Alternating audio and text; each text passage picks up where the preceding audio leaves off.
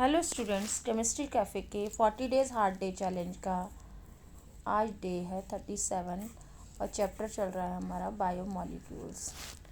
ठीक है, तो आज का पहला क्वेश्चन है, during curdling of milk what happens to sugar present in it.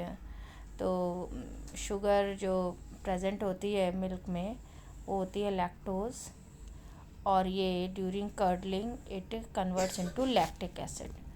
तो ये बहुत ही सिंपल सा क्वेश्चन था, बट ये कह रहा है कि मिल्क शुगर लैक्टोज होती है और वो कर्ड जब बनता है तो वो लैक्टिक एसिड में कन्वर्ट हो जाती है। सेकंड क्वेश्चन देख लेते हैं, why must vitamin C be supplied regularly in diet. Diet में जो हम खाना खाते हैं विटामिन सी को हमें रेगुलर क्यों लेना चाहिए? क्योंकि विटामिन सी जो होता है वो वाटर सॉल्युबल है, और वाटर सॉल्युबल है तो it is readily excreted in urine and can't be stored in our body. ठीक है, तो हमारी बॉडी में स्टोर नहीं हो सकता, रोज़ाना ये यूरिन के थ्रू एक्सेस जो होता है वो निकल जाता है, और इसलिए विटामिन सी हमें रेगुलरली डाइट में लेना चाहिए। तो आप यहीं पर हम एक चीज़ और रिवाइज़ कर लेते हैं, विटामिन ए, डी, ई, के ये फैट सॉल्युबल होते हैं। ठीक है, और विटामिन बी और सी जो होते हैं वो वाटर सॉल्युबल होते हैं। तो विटामिन बी और सी को हमें रेगुलरली डाइट में लेना चाहिए। ए, डी, ई के जो है वो फैट में स्टोर भी हो जाते हैं। ठीक है, नेक्स्ट क्वेश्चन है हमारा, sucrose is dextrorotatory but the mixture obtained after hydrolysis is laevo rotatory.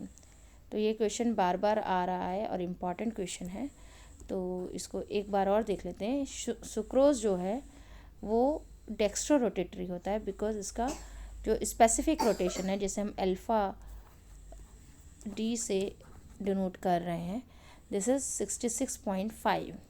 ठीक है, after hydrolysis in presence of acid it gives a mixture of glucose and fructose. Glucose जो प्रेजेंट होता है वो डी प्लस ग्लूकोज है, यानी dextro rotatory D configuration वाला glucose है। फ्रुक्टोज जो है वो वो डी कॉन्फ़िगरेशन वाला लीवो रोटेटरी फ्रुक्टोज का आइसोमर है। तो जो ग्लूकोज हमें मिल रहा है इसमें, इसका ऑप्टिकल रोटेशन है 52, इसका जो स्पेसिफिक रोटेशन है वो 52.4 डिग्री है, वाइल लीवो रोटेटरी फ्रुक्टोज का जो स्पेसिफिक रोटेशन है वो -92.4 है। तो 52.4 और -92.4 का अप्रॉक्सीमेटली ये कितना आ रहा है, 40 के करीब आता है। ठीक है, और वो भी कौन सा, माइनस में, यानी लीवो रोटेटरी मिक्सचर का ओवरऑल जो रिजल्ट आएगा इन दोनों का वो कैसा होगा, लीवो रोटेटरी होगा। Since specific rotation value of D fructose is larger than the specific rotation value of D glucose, the resulting mixture has 39.9 approximately 40, therefore the mixture is levorotatory। तो यहाँ से ये पूरा complete explanation है। आप इसको with values जब ये क्वेश्चन स्पेसिफिकली पूछा जाए तो आप आंसर इस तरीके से दे सकते हैं। नेक्स्ट हम ले लेते हैं, नेक्स्ट क्वेश्चन है हमारा, structure of glycine and alanine are given below. Glycine का स्ट्रक्चर दिया गया है H2NCH2COOH, एलेनिन का दिया हुआ है H2NCH2 का एक H मिथाइल ग्रुप से रिप्लेस हो गया है COOH। तो ग्लाइसिन एलेनिन का दोनों का स्ट्रक्चर दिए गए हैं। पूछा जा रहा है, show the peptide linkage in glycyl alanine. जो डाईपेप्टाइड बन रहा है इन दोनों को मिलने से ग्लाइसिल एलेनिन बन रहा है, उसका पेप्टाइड लिंकेज कैसे शो होगा वो पूछा जा रहा है। तो देखिए, ग्लाइसिन का स्ट्रक्चर ये रहा, एलेनिन का स्ट्रक्चर ये रहा। ठीक है, ग्लाइसिन का जो स्ट्रक्चर है COOH उसका, और एलेनिन का NH2 ग्रुप, दोनों मिलकर CONH2 एमाइड पेप्टाइड बॉन्ड बना लेते हैं, CONH ग्रुप।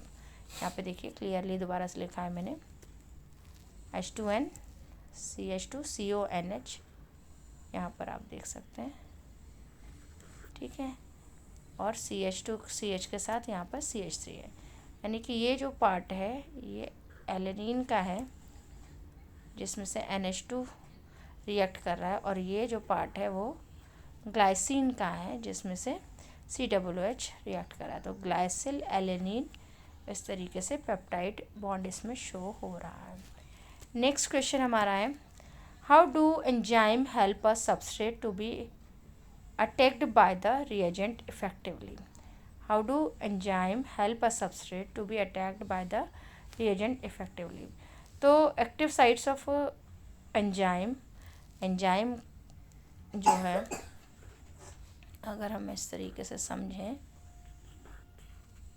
तो एंजाइम की जो एक्टिव साइट्स होती हैं वो सबस्ट्रेट को होल्ड करके रखती हैं, ठीक है, in a suitable position so that it can be attacked by the reagent effectively. तो एंजाइम सबस्ट्रेट को होल्ड करता है, ये इसका रोल है, जैसा मैंने ऐसा विजुअलाइज कराया आपको। तो ये छोटा सा आंसर आप दे सकते हैं। नेक्स्ट हम देखते हैं, how do you explain the presence of N aldehyde group in a glucose molecule? Glucose molecule में एल्डिहाइड ग्रुप प्रेजेंट होता है, ये आप कैसे शो करेंगे? तो ग्लूकोज रिएक्ट विद, अब जो ग्लूकोज का कार्बोनाइल कार्बन है उसकी रिएक्शन हाइड्रोक्सिलामीन के साथ रिएक्शन करेगा तो ग्लूकोज ऑक्सिम बनाएगा। ग्लूकोज का स्ट्रक्चर पूरा लिख लीजिए, CHO CHOH होल 4 CH2OH, हाइड्रोक्सिलामीन के साथ रिएक्ट कर रहा है तो ऑक्सिम बना रहा है, ये यहाँ पर NH2OH NOH में बदल जा रहा है। NH2OH को हम कह सकते हैं H2NOH। ये जो H2 है ये CHO के O के साथ वाटर निकल जाएगा और ये बना लेगा इस तरीके से। तो आपको समझ आ गया होगा ये। दूसरा हम इस तरीके से भी दिखा सकते हैं इसको,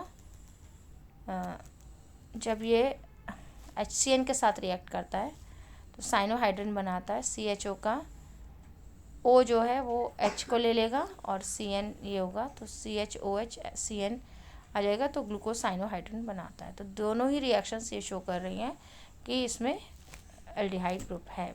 therefore it contains a carbonyl carbon की रिएक्शन है ये, विच कैन बी एल्डिहाइड और ketone on mild oxidation with bromine. Glucose give gluconic acid which is a monocarboxylic acid containing the 6 carbon atom. This indicates that carbonyl group present in glucose is an aldehyde group. यानी ये दोनों reactions जो हाइड्रोक्सिलामीन और hydrogen cyanide के साथ हैं वो carbonyl carbon की रिएक्शंस हैं, ठीक है। इसका ये दोनों रिएक्शन होने का मकसद ये है कि इसमें कार्बोनाइल कार्बन प्रेजेंट है। अब ये जो कार्बोनाइल कार्बन है ये कीटोन है या एल्डिहाइड है, ये हम नेक्स्ट रिएक्शन से शो करेंगे। जब ब्रोमीन वाटर के साथ ये माइल्ड ऑक्सीडेशन होगा इस कंपाउंड का जो कि साइनोहाइड्रिन और ग्लूकोज ऑक्सिम बना रहा है, वो किस में बदलता है? ग्लूकोनिक एसिड में बदलता है। तो इट मीन्स जो कार्बोनाइल कार्बन है वही किस में बदल रहा है? COOH ग्रुप में बदल रहा है। तो इट शोज़ दैट, यहाँ पे लिखा हुआ है, it indicates that the carbonyl group present in glucose is an aldehyde group. कैसे शो हो रहा है कि इन दोनों रिएक्शन से जब ये कंफर्म हो जाता है कि it contains a carbonyl group, यहाँ पे पढ़िए, विच कैन बी एल्डिहाइड और कीटोन, तो उसका फिर हम माइल्ड ऑक्सीडेशन करेंगे ब्रोमीन वाटर के साथ। तो ग्लूकोज का जो CHO ग्रुप है वो ग्लूकोनिक ग्रुप में, ग्लूकोनिक एसिड में चेंज हो जाता है, यानी कि वो कार्बोक्सिलिक एसिड में चेंज हो जाता है, ठीक है। नेक्स्ट क्वेश्चन है हमारा,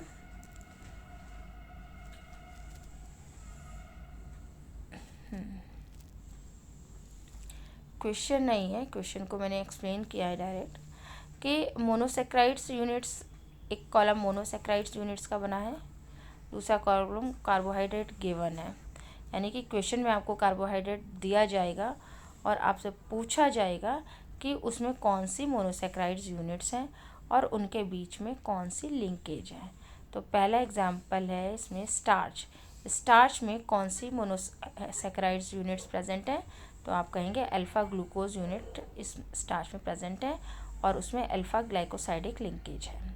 इसी तरीके से अगर सेलुलोज में पूछा जाता है सेलुलोज की मोनोसेक्राइड यूनिट्स बताइए, तो सेलुलोज की मोनोसेक्राइड्स यूनिट्स क्या हो गई? बीटा डी ग्लूकोज यूनिट्स हो गई और इसमें बीटा ग्लाइकोसाइडिक लिंकेज प्रेजेंट है। बीटा है तो बीटा ग्लाइकोसाइडिक है और ग्लाइकोजन है, ग्लाइकोजन में अल्फ़ा ग्लूकोज यूनिट्स हैं और इसमें अल्फ़ा ग्लाइकोसाइडिक लिंकेज है। तो आज के लिए बस इतना ही। हाँ, अब ये चैप्टर हमारा कल कंप्लीट हो जाएगा, तो सभी बच्चे अपना ऑर्गेनिक केमिस्ट्री को अच्छे से रिवाइज़ करें। काफ़ी कुछ हमने डिस्कस कर लिया है। मोस्टली क्या, ऑलमोस्ट एनसीईआरटी एग्जाम्पलर के सारे क्वेश्चंस हो गए हैं।